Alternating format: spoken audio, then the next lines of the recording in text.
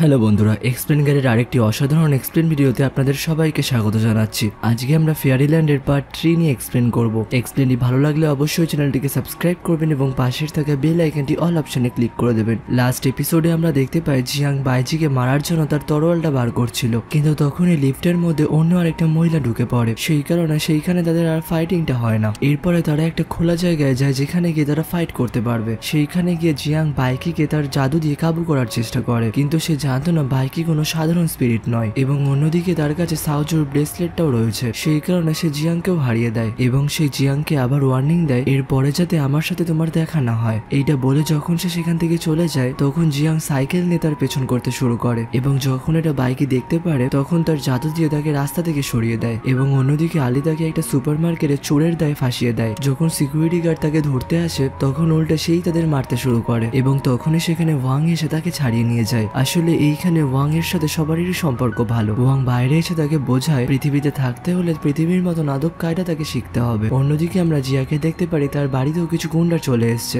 কারণ তার বাবা অনেকজনের কাছে ধার নিয়ে রেখেছিল এবং সেইগুলি কোনো কিছু শোধ না করে একদিন উধাও হয়ে যায় এবং গুন্ডাগুলো তার মজা ওড়ানোর সাথে সাথে তার বাড়ির বাইরে পোস্টারও টাঙিয়ে দিয়ে যায় যে তার বাবা সবারই কাছ থেকে টাকা ধার করে রেখেছে। এবং জিয়া যখন তাদের কিছু বলতেই যাবে তখনই সেই গুন্ডারা তার গায়ে রং ঢেলে দেয়। উল্টো দিক থেকে এই সবকিছু বাইকি এবং আলীও দেখতে পাচ্ছিল। আলী তার সাহায্য করতে গেলেও বাইকি তাকে আটকে দেয় এবং অন্যদিকে জিয়াকে 3 দিনের মধ্যে পয়সা দিয়ে দেওয়ার কথা বলে এবং যখন সে মন খারাপ নিয়ে বাড়ির সামনের পোস্টারগুলো হাঁটাচ্ছিল তখনই সেখানে বাইকি চলে আসে এবং সে তাকে জিজ্ঞাসা করে তুমি তো কুমফু জানো, তাহলে তুমি কেন ফাইট ব্যাক করলে না? তখন জিয়া তাকে জানায় দোষটা আমার বাবা করেছে, তাহলে আমি তাদের সাথে মারামারি কি করে করতে পারি? এই কথাগুলো শোনার পরে বাইকেরও একটু মন খারাপ হয়। সেই কারণে ওই 3টে গুন্ডাকে বাইকি ভালোভাবে শাস্তি দেয় এবং জিয়ার বাড়ির সামনে গিয়ে তাদের ক্ষমাও চাওয়ায়। এরপরে জিয়া তাকে এই সব কিছুর জন্য ধন্যবাদ জানায় এবং অন্যদিকে বাইকি তার বাবার সমস্ত ধারপত্রগুলোও শোধ করে দেয়। এই সবকিছু দেখার পরে জিয়া তাকে এই সবকিছুর রিজন জিজ্ঞাসা করে যে তুমি আমার এত সাহায্য করছো, এর বদলে তুমি কি চাও? তখন পাশ থেকে আলী বলে ওঠে সাহায্য করার জন্য আমার বস কারোর কাছ থেকে কিচ্ছু নেয় না। তখনই বাইকি বলে ওঠে আমি এত টাকা ইনভেস্ট করলাম, এর বদলে আমার তো কিছু লাগবে, তুমি আমার গাছটার খেয়াল রাখবে। তার এই কথা শোনার পরে জিয়াও মেনে যায় এবং বাইকি তাকে জানায় আমার কোম্পানির পাশের রুমটা তোমার জন্য ভাড়া নেব এবং তুমি সেখানে আমার গাছটার খেয়াল রাখবে। তার এই কথাটা জিয়া একদমই রাজি ছিল না, কারণ সে তার আলিশান বাড়ি ছাড়া আর কোথাও থাকতে চায় না। এরপরে তাদের দুজনের মধ্যে যখন তর্কাতর্কি শুরু হয় তখন আলী তাদের থামিয়ে বাইকিকে বলে জিয়া তার 1 তলাটা ভাড়া দিতে চায় এবং আমাদের পেছনেও হ্যাভেনলি সোলজার পড়ে রয়েছে, আমাদের উচিত তার বাড়িতে গিয়ে ভাড়া থাকা। বাইকিও তার কথায় তখন মেনে যায় এবং বেরোনোর সময় সে জিয়াকে বলে কালকে যখন আমি তোমার বাড়িতে যাব তখন যাতে বাড়িটা পরিষ্কার থাকে, কারণ আমার নোংরা ঘর দৌড় একদমই পছন্দ না। এই কথা বলে যখন বাইরে বেরোয় গুন্ডাগুলো তখন বাইকিকে দেখে ভয় পেয়ে যায়।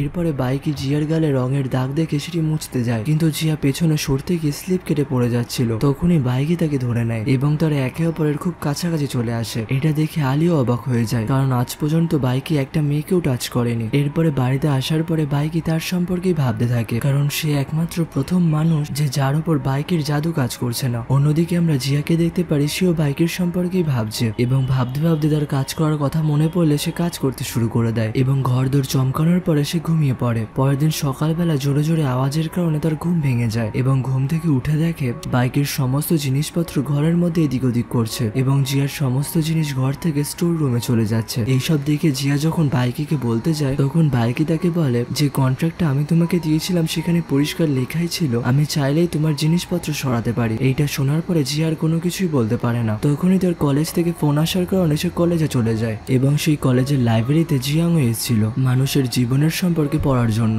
এবং সে যখন তার কাজকর্ম করে বাইরে বেরোয় তখন সে জিয়াকে বাইরে দৌড়াতে দেখে এবং সাহায্য ভেবে তার পেছন করতে শুরু করে। এরপরে জিয়া যখন একটা বাসে উঠে পড়ে তখন সাইকেল নিয়ে জিয়াং তার পেছন করতে শুরু করে এবং সে রাস্তার সিগন্যাল না দেখে যখন রাস্তা ক্রস করে তখনই একটা গাড়ি এসে তাকে ধাক্কা মেরে দেয়, যেই গাড়িতে আর কেউ না আমাদের ড্রামাটার সেকেন্ড ফিমেল ক্যারেক্টার শাও শাও। এবং সে যখন দৌড়ে দৌড়ে তাকে দেখতে আসে তখনই হঠাৎ জিয়াং আবার দাঁড়িয়ে পড়ে। তখনই সেখানে অনেকগুলো মিডিয়ার লোক চলে আসে এবং তার ছবি তোলা শুরু করে। সেই কারণে সে যখন সেখান থেকে চলেই যাচ্ছিল তখনই তার পাটা মুচকে যায় এবং পড়ে যাওয়ার সময়তে জিয়াং তাকে ধরে নেয়। মিডিয়া তখন তাদের একসাথে অনেকগুলো ছবিও তুলে নেয় এবং শাও শাও যখন সেখান থেকে চলে যায় তার অ্যাসিস্ট্যান্ট জিয়াংকেও তার সঙ্গে নিয়ে যায় যাতে অ্যাক্সিডেন্টের খবরটা বেশি মাথামাতি না করতে পারে। অন্যদিকে আমরা একটা গ্রামের সিন দেখতে পারি যেখানে সে মিস্টেরিয়াস মেয়েটাও দাঁড়িয়েছিল এবং সে দুটো লোককে কাউকে কিডন্যাপ করে নিয়ে আসার জন্য বলছে এবং সেখানেই জিয়া মুভির অ্যাক্টিং করার জন্য এসেছিল। এরপরে জিয়াকে অ্যাক্টিং করার জন্য ভূত সাজিয়ে দেওয়া হয় এবং তাকে একটা দড়ি দিয়ে ঝুলিয়ে দেওয়া হয়। তারা যখন মুভির শুটিং করছিল তখন অন্যদিক থেকে আরেকটা কাপড়ও উড়ে উড়ে যাচ্ছিল। প্রথমবারে তারা বুঝতেই পারে না, সেই কারণে তারা আবার কন্টিনিউ করতে শুরু করে। অন্যদিকে আমরা হসপিটালের সিন দেখতে পাই যেখানে মিডিয়ার থেকে বাঁচার জন্য শরীর খারাপের নাটক করে এবং সে জিয়াং এরও চেক আপ করায়। জিয়াং এর চেক আপ হওয়ার পরে বোঝা যায় অ্যাক্সিডেন্টের কারণে তার কোনো কিছুতেই আঘাত পড়েনি। এরপরে ফুল বডি চেক আপ করার জন্য যখন ডক্টররা তার হাত থেকে ব্রেসলেটটা খুলতে বলে তখন সেটা না খুলে সে ডক্টরদেরই মারতে শুরু করে এবং সে সেখান থেকে চলে যায়। অন্যদিকে শাওশাওরও তার অ্যাটিটিউডটা ভালো লাগে। এরপরে আমরা আবার শুটিং এর সিন দেখতে পারি যেখানে জিয়া নড়ার আগে আবার সেখান দিয়ে ভুতুরে কাপড়টা চলে যায়। এইটা দেখে ভয়ে সবাই সেখান থেকে চলে যায়। এরপরে জিয়া যখন তার গায়ে লাগানো দড়িগুলো খুলে সেখান থেকে চলে যাচ্ছিল তখন সে আরো কিছু দড়ি দেখতে পায় এবং সেখানে সে একটা বাচ্চাকে দেখতে পায়। সেই বাচ্চাটাই আসলে কাপড়টাকে এদিক থেকে ওদিক করছিল। এরপরে জিয়া সেই বাচ্চাটাকে বাইরে নিয়ে এসে সবাইকে তার ব্যাপারে বলে এবং ডিরেক্টর রেগে গিয়ে তাকে মারতেও শুরু করে। অন্যদিকে আবার সেটের মধ্যে খুব জোরে হাওয়া দিতে শুরু করে, যেটা দেখে তারা সন্দেহ করে এই ছেলেটারই বন্ধুগুলো মনে হয় এই সব কিছু করছে। এবং ডিরেক্টর যখন ওপরে উঠতেই যাচ্ছিল তখন পেছন থেকে একজনে এসে তার গলা চেপে ধরে এবং তার চোখটাও একেবারে লাল ছিল, কিন্তু কেউ তাকে দেখতে পারছিল না। ডিরেক্টরের এমন অবস্থা দেখে সবাই সেখান থেকে পালাতে শুরু করে। জিয়াও তখন সেই বাচ্চাটাকে নিয়ে সেখান থেকে পালিয়ে যায়। অন্যদিকে ডিরেক্টরকেও সেই ভূতটা ছেড়ে দেয় এবং সেও সেখান থেকে পালিয়ে যায়। এবং এরপরে জিয়া একটা গাড়িতে করে বাচ্চাটাকে নিয়ে গ্রামের বাইরে চলে আসে এবং বাচ্চারা তাকে জানায় আমি গ্রামে আমার আন্টির সাথেই থাকি এবং ডিরেক্টরের সাথে যা কিছু হচ্ছিল সেইগুলো আমার আন্টিই করছিল। তার এইসব কথা শুনে জিয়াও বুঝতে পারে যে তার আন্টিকে হয়তো কোনো স্পিরিট কবজা করে নিয়েছে। এরপরে যখন তারা বাস স্টপে বাস আসার জন্য অপেক্ষা করছিল তখনই কিছু গুন্ডা গাড়ি নিয়ে চলে আসে। জিয়া তখন তাদের কাছ থেকে সাহায্য চায়, কিন্তু সেই বাচ্চারা তাদেরকে চিনে ফেলে, কারণ আগেও সেই বাচ্চাটাকে তারা কিডন্যাপ করতে এসেছিল। এই গুন্ডাগুলো কোনো সাধারণ মানুষ নয়, এরাও এভিল স্পিরিট। তাদের বড় বড় নখ দিয়ে যখন সে জিয়ার ওপর অ্যাটাক করতে যাচ্ছিল তখনই সেখানে একটা বাস আসে এবং তারা সেই বাসে উঠে পড়ে। এবং তারা যখন তাদের নিজেদের বাড়ির সামনে পৌঁছে যায় তখন সেই বাচ্চা ছেলেটাকে জিয়া ডক্টর বাইকের সম্পর্কে বলে যে কালকে তোমার আন্টিকে সে গিয়ে ঠিক করে দেবে। এরপরে যখন তারা বাড়ির মধ্যে ঢোকে জিয়া দেখতে পায় পুরো বাড়িটাই চেঞ্জ হয়ে গেছে। বাড়ির মধ্যে সমস্ত দামি দামি ফার্নিচার রাখা, এমনকি তার ঘরগুলোও চেঞ্জ হয়ে গেছে। এইগুলো দেখে সে খুব খুশি হয়। আলিও তাকে জানিয়ে দেয় যে তার ফার্নিচার গুলো স্টোর রুমে রাখা রয়েছে। এরপরে আলির সাথে সেই বাচ্চাটাকে সে বাইরে বার করে দেয় কিছু খাবার দাবার আনার জন্য।